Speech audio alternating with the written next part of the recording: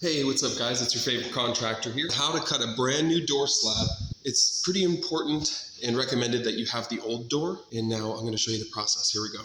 All right, so get yourself some sawhorses and you're going to want to stack your old door and then your new door on top of that.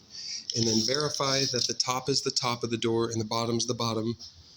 And you can do that by measuring how far the doorknob is from the bottom.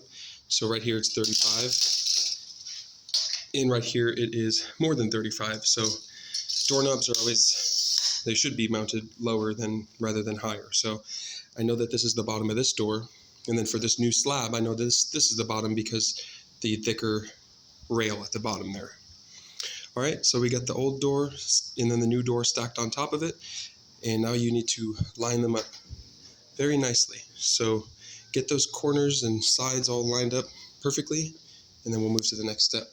All right, so I got the doors lined up nicely, the sides, the other side, and then make sure you line up the top. That way, if there's any difference in the height, that overhang is actually on the bottom of the door, because this is where the extra meat is, where you can cut that extra off. You don't want to cut off extra on the top because it's really small up there and it'll make it even smaller. Now with the sides, if the sides were happening to not line up because there's an overhang, that means you'd have to cut all the way up the length of the door. I would cover that in a different video, but not this one. So anyway, once the sides are lined up, now you can see how much overhang that you have, and that's what we need to get cut off.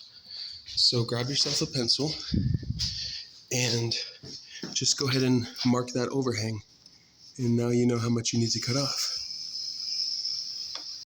So now flip over your door, you'll see your line, and then go ahead and use a circular saw and zip it right across that line to cut off that extra overhang.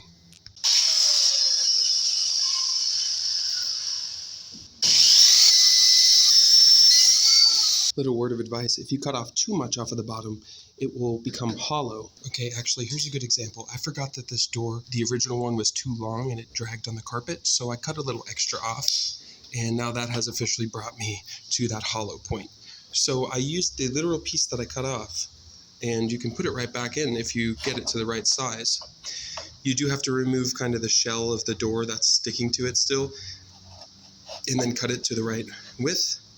But then once you do that, what's cool is this is literally like the factory piece that had just been in there. So it fits really nicely, as you see. And as long as you cut it to the right width, you can get it in that way. And then basically just tack it in from the side. Pre-drill the hole, so put it about where you know there's going to be meat. So of course there's solid wood right there, but then once you get through that, we need to be hitting our new fill-in piece. Okay, and then the second thing I do is drill a hole for the head of the screw to hide. That way it's not sticking out. And take note, I only had these bulky pan head screws today. I suggest you use flathead finish screws if you have them. But in any regard, as you see, the head goes right in there. Don't go too tight or you could crack the wood technically, even though we pre-drilled. But yeah, see how that screw is buried in there? And now we can fill this void, and this is going to be completely solid. Fill the hole with caulk or wood filler, and then just bloop.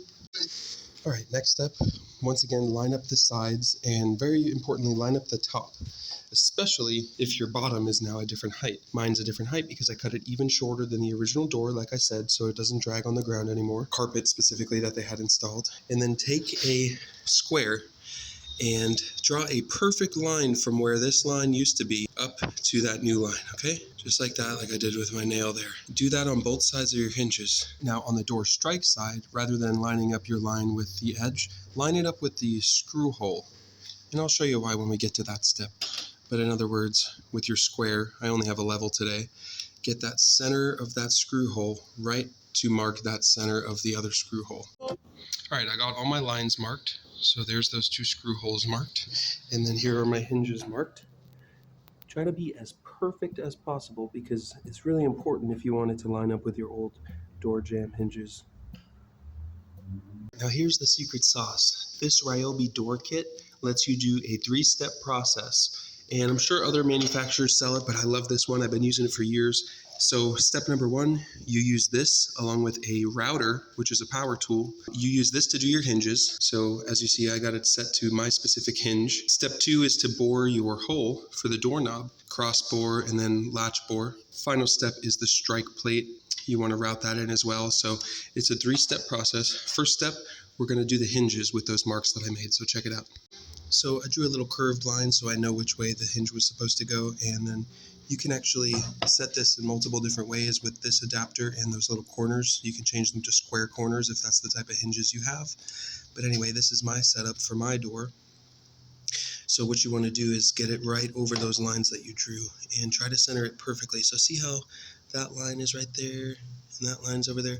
Disregard the actual curved line I drew. That's just an indicator. That's not going to matter. I just drew that to tell me which way the curve is supposed to go. Anyway, so get that line right there lined up and that line right there. Then tighten this contraption down. And this is the hinge routing jig. This is my router, affordable Harbor Freight router. Been using it for years. So what you can do is start in the void right there, and the router won't be touching anything. And then you basically just run it through zzz, zzz, zzz, and shave away all of it. This jig works so well that you don't really have to do anything except run it through. Now this is a depth gauge. You do want to set the depth correctly. So I set it to this depth. See how it's too high? I need to lower it because I was using it for something else. So you just simply loosen the router's bolt, place it into the jig depth setter, and then lower this plastic sleeve down until it's all flush. And so see how now it's flush? And then you drag it into the wood and you follow the template.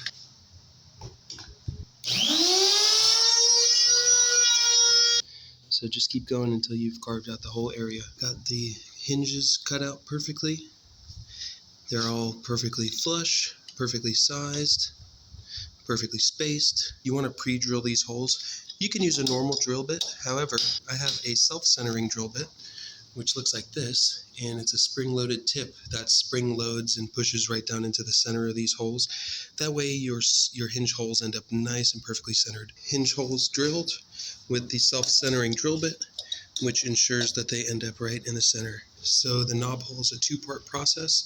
First you do the hole that way, and then you do the hole that way for part 1, and then for part 2 you put this on and you line up that center and you do another routing run with this jig.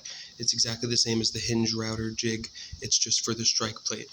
So for these, when you put this on, this is why I had you draw the lines on the screw holes, is because you can look in there and it's hard to see on my camera, but you can see the lines that you drew. So line that up and then actually screw this in and it'll stay really strongly in place.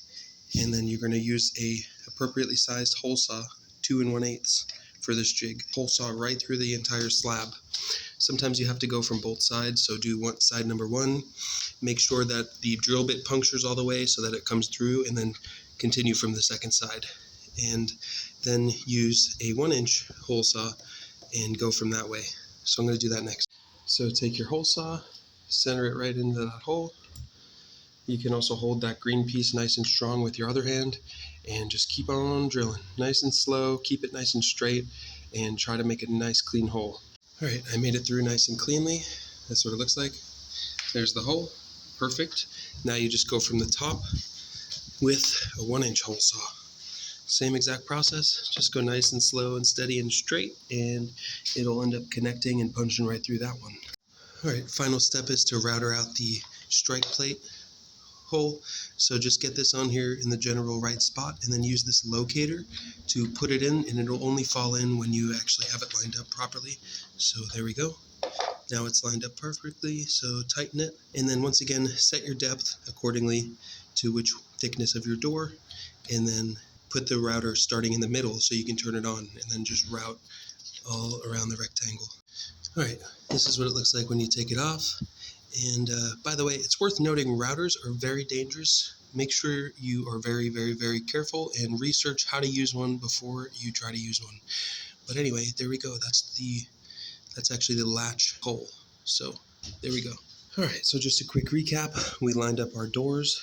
We made sure that the width was the same. Otherwise, we have to trim the width. We made sure the height was the same, unless you're making any changes, in which case I was actually shortening my door compared to the old door, so I made it even shorter. Then we lined up the hinges, and we did our hinges on all three. And finally, we did our knob. And so you will notice a slight variation on my knob. I did mine a little further back, and that's okay. And then our holes, these are good. The holes line up, and you might notice a little bit of variation there. That's why I say to line up the screw holes rather than the edges of the stripe plates. So yeah, that's all it takes. And this is going to work perfectly.